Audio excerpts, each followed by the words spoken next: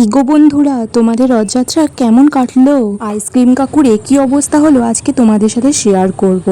তো চলো ব্লগ ভিডিওটা দেখতে থাকো। আজকের ব্লগ ভিডিওটা হলো আমাদের মিদনাপুর শহরে রথযাত্রার দিনের।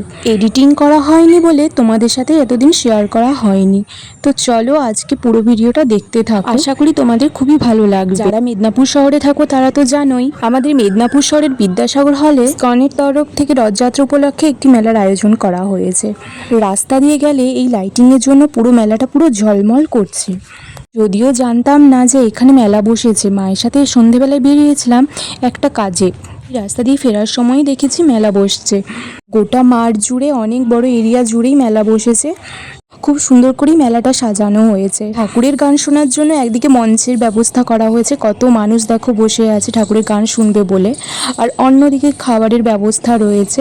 আর এক সাইডে রয়েছে জামা কাপড়, মেয়েদের সাজগোজের বিভিন্ন রকমের জিনিস। দেখে মনে হচ্ছিল সবই নিয়ে নিই, কিন্তু তা তো আর সম্ভব নয়। যাই হোক, 2-3টে নাইটি কিনে নিয়ে এসেছিলাম।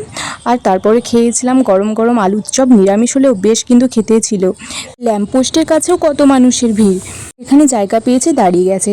তো চলো এবার এই আইসক্রিম কাকুর ঘটনায় তোমাদের সাথে শেয়ার করা যাক, তার এই করুণ পরিস্থিতির কথা। দেখার জন্য কত মানুষের ভিড় দেখুন। সেই ছোটবেলার কথা মনে পড়ে গেল, যখন খুবই ছোট 1-2-এ পড়ি, তখন ঠাকুমার সাথে 2-1বার এসেছিলাম। তারপর থেকে আর কোনোদিনই আর আসা হয় না। তো মেলা থেকে বাড়ি ফেরার সময় ওই রাস্তা দিয়েই ফিরছিলাম, তো এত মানুষ। তারপরে আমি আর মাও দাঁড়িয়ে পড়লাম রথ দেখবো বলে। সেই ছোটোবেলায় ঠাকুমার সাথে লাস্ট এসেছিলাম, তারপর আর কোনো দিনই আর দেখতে যাওয়া হয়নি, তো কোনো কিছুই আর মনে নেই। তো যাই হোক, বেশ ভালোই লাগছিলো আর কি। অনেকক্ষণই আমরা দাঁড়িয়েছিলাম, তো অনেক দেরিও হয়ে গেছিলো। এত ভিড় যে কোনো কিছু ভালোভাবে দেখতে পাচ্ছিলাম না, তবু যতটুকু তো ভিডিও করেছি তোমাদের সাথে শেয়ার করলাম। তারপরে আমরা চলে এসেছিলাম, কারণ আরতি হবে, তারপরে দড়ি টানা হবে, আর রাত হচ্ছিল বলে আমরা চলে এসেছিলাম। ছোটোবেলার দিনগুলো মনে পড়ে যায়। একটা ছোট রথ কিনে কি সুন্দর সাজিয়ে দিত, তারপর আমরা টেনে টেনে নিয়ে যেতাম। যাই হোক, বাড়ি ফেরার পথে তারপর আমরা একটু সবজি কেনাকাটি করলাম। দিনের বেলায় ঘুরতে বেরোনোর থেকে সন্ধেবেলায় ঘুরতে বেরোনোর কিন্তু অনেক সুবিধা আছে। সেটা আমার মতো যারা পেটুক মানুষ তারাই একমাত্র বুঝবে। ঠিক ধরেছো, ফুচকা মোমো। সেটা নয়, দিনের বেলায়ও মায়ের সাথে অনেকবার বেরোনো হয়েছে, অনেক কিছু কিনেও দিয়েছে খাবারের জিনিস। যাই হোক, আমরা একটা মোমোর দোকানে ঢুকে পড়েছিলাম, আর তারপর মোমো কিনে ঘরে ফিরে এসেছি। মোমোটা দারুণ খেতে হয়েছিল। তোমাদের কেমন লাগলো আমার ব্লগ ভিডিওটা অবশ্যই কমেন্ট করে জানিও।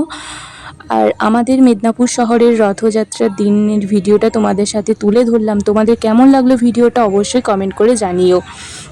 হ্যাঁ, আর একটা কথা, আগের বছরই আমার সৌভাগ্য হয়েছিল জগন্নাথ দেবের মাসি বাড়ি দেখার। এর আগে কখনোই দেখা হয়নি, তবে বেশ ভালো লেগেছিল। সেখানেও অনেক বড় মেলা হয়েছিল। এই বছর যেতে পারবো কিনা জানি না, তবে যদি যাই তোমাদের সাথে তো অবশ্যই শেয়ার করব। যারা মিদনাপুরে থাকো তারা তো জানোই, যে বন্ধুরা দেখোনি তাদের জন্য আজকের ভিডিওটা। তো সবাই খুব ভালো থেকো, টাটা।